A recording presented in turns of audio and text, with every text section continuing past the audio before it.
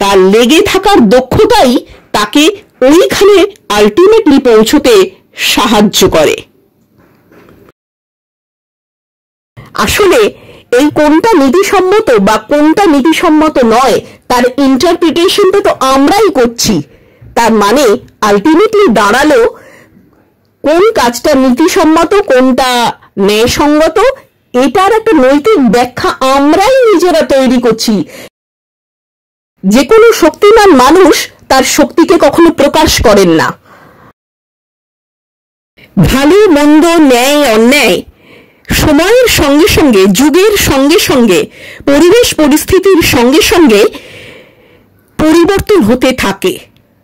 ন্যায় বা অন্যায় ভালো বা মন্দ সত্য বা মিথ্যে কোনো ধ্রুব বিষয় নয়। ডারউইন যখন তার চিন্তা ভাবনার জট পাকিয়ে যেত তখন তিনি কাছের পার্কে হাঁটতে বেরোতেন।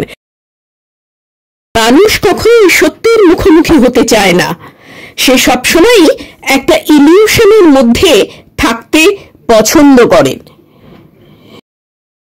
মানসিকতার দিক থেকেও তারা নিজেদের অনেকখানি বদল করেন।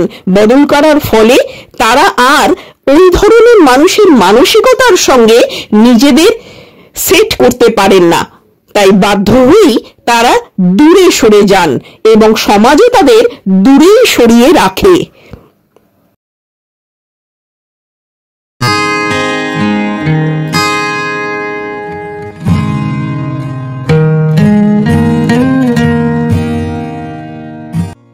Hello and welcome to Genius Mindset 3.1.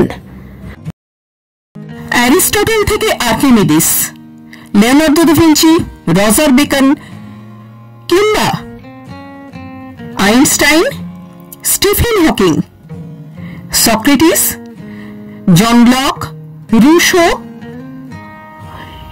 জ্ঞানবিজ্ঞানের জগতের যে কোনো মানুষকে ধরা গেলেও দেখতে পাব ফ্রেডরিক নিৎসে একটা বিশেষ স্থান অধিকার করে আছে আমাদের সমাজ এবং সভ্যতায়। কিন্তু কেন এটা হয়েছে জানেন? ফ্রেডরিক নিৎসে নতুনভাবে আমাদের চিন্তা ভাবনা করতে শিখিয়েছেন। আধুনিক জগতের সঙ্গে মানানসই উপায়ে, আধুনিক জীবন শৈলীর সঙ্গে মানানসই উপায়ে আমাদের নিজস্ব চিন্তা ভাবনা এবং চিন্তা চেতনাকে বিস্তার করতে শিখিয়েছেন ফ্রেডরিক নিৎসে। তাই আধুনিক চিন্তা ভাবনার জনক বলা হয় ফ্রেডরিক নিৎসেকে।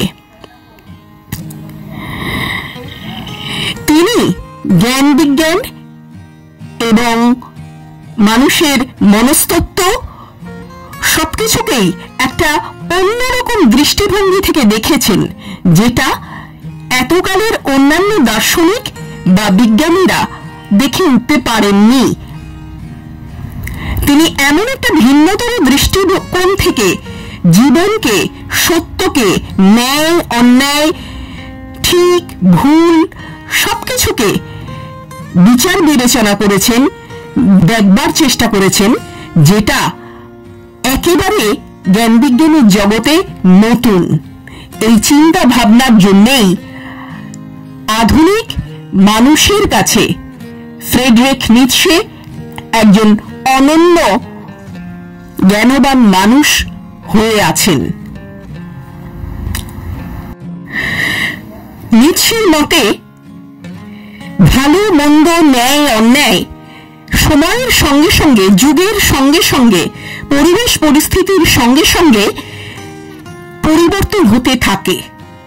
ন্যায় বা অন্যায় ভালো বা মন্দ সত্য বা মিথ্যে কোনো ধ্রুব বিষয় নয়। আর এই কারণেই আজ যা ভুল কাল তা ঠিক, আজ যা ন্যায় কাল তা অন্যায়, আজ যা সত্য কাল তা অসত্য। এই দৃষ্টিকোণটা এইভাবে ভাবতে আমাদের ফ্রেডরিক নিৎসে শিখিয়েছেন।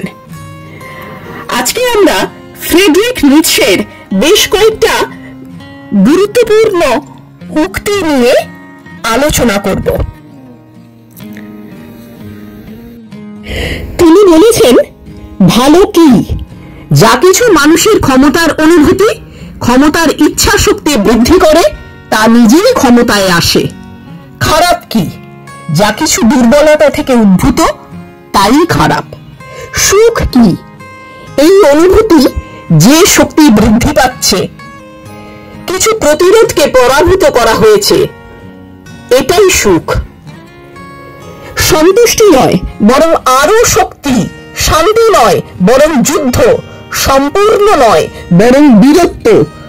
আমরা মানুষরা সবসময় এভাবেই ধাবিত হই। নিৎসের একটা কথা আমরা বোধহয় আমাদের সকলের কাছেই খুবই গুরুত্বপূর্ণ।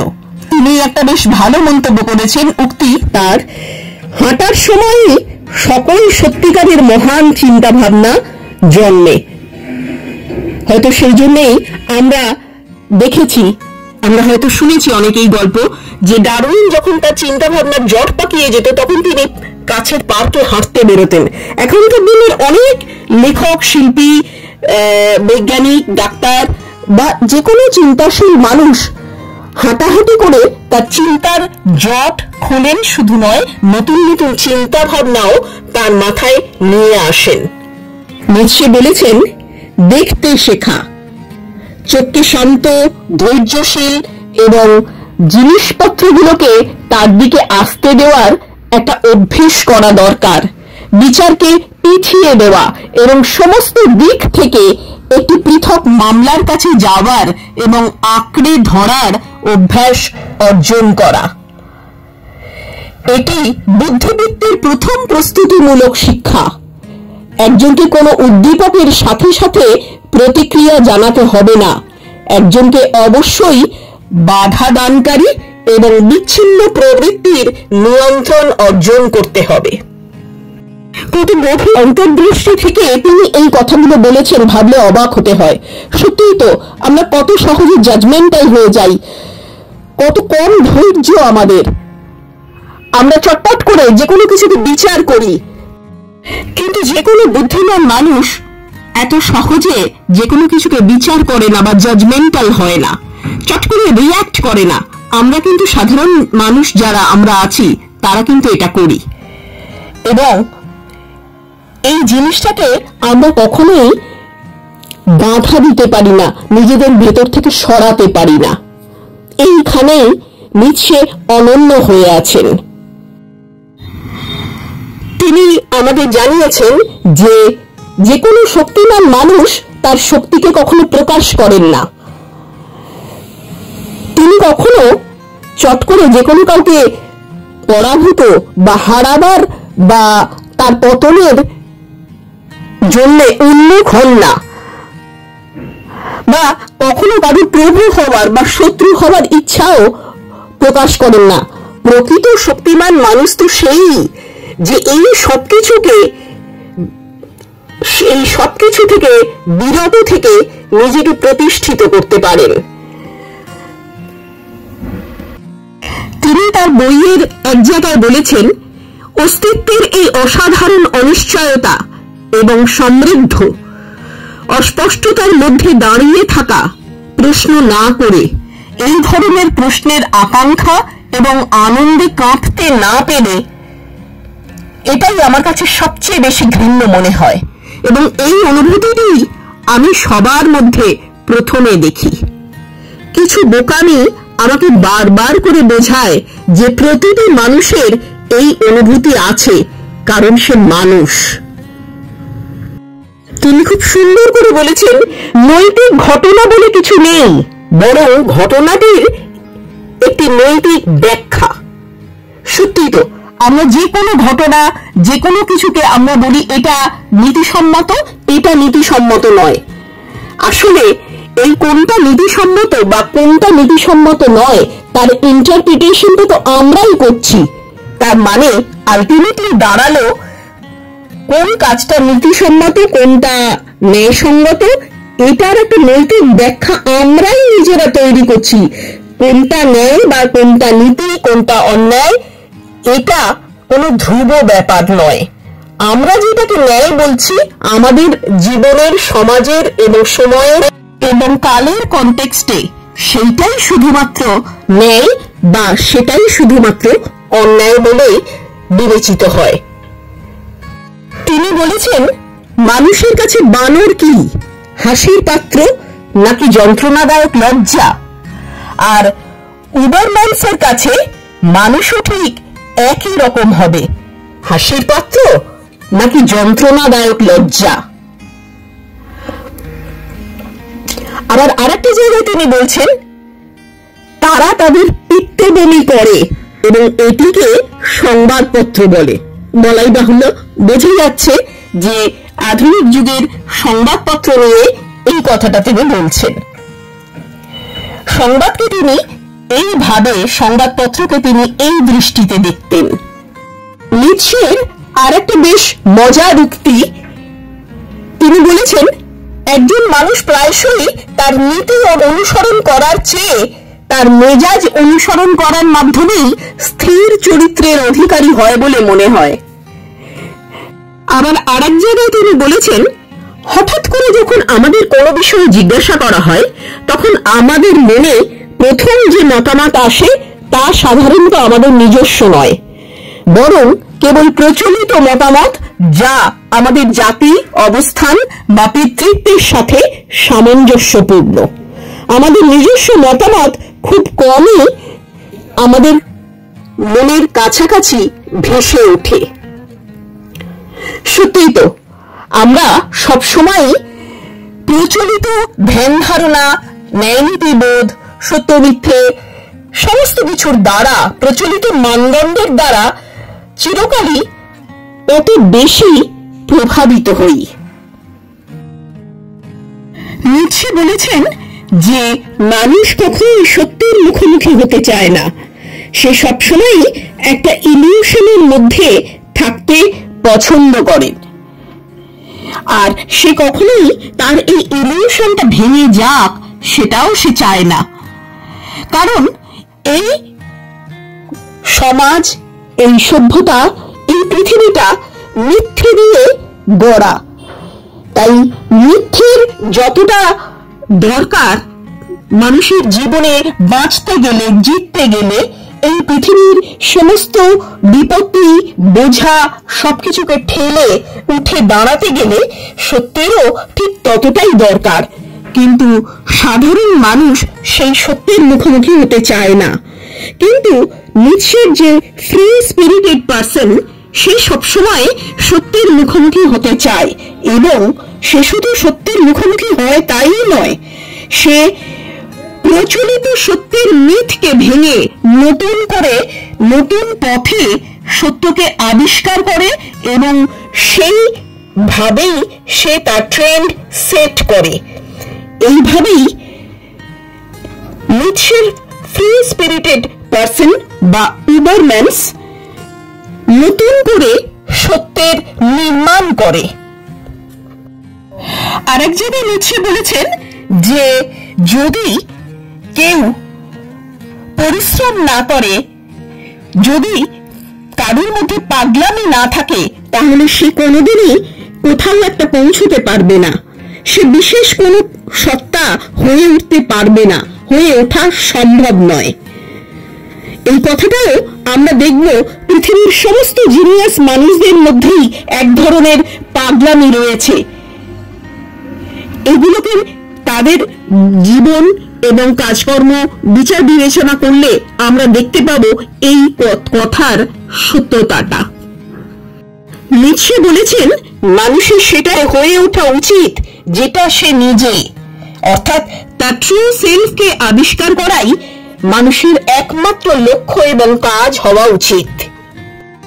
তিনি মনে করতেন যে এই সমাজ একটা কালেক্টিভ লাই বা সংঘবদ্ধ মিথ্যের উপরে দাঁড়িয়ে আছে, তাই একজন মানুষকে কখনো না কখনো জীবনে উত্তরণের জন্য মিথ্যের আশ্রয় নিতেই হয়, এবং সেটাকে তিনি অপরাধ বা খারাপ দৃষ্টিতে দেখতেন না। নিৎসে তার লেখার মধ্যে এক জায়গায় বলেছেন যে আমরা যত উপরে উঠি তত আমরা সেই সব মানুষদের থেকে দূরে সরে যাই যারা আদৌ উড়ে যেতে পারে না। আমরা আমাদের জীবনের দিকে তাকালেই দেখতে পাবো যে কথাটা কতটা সত্যি।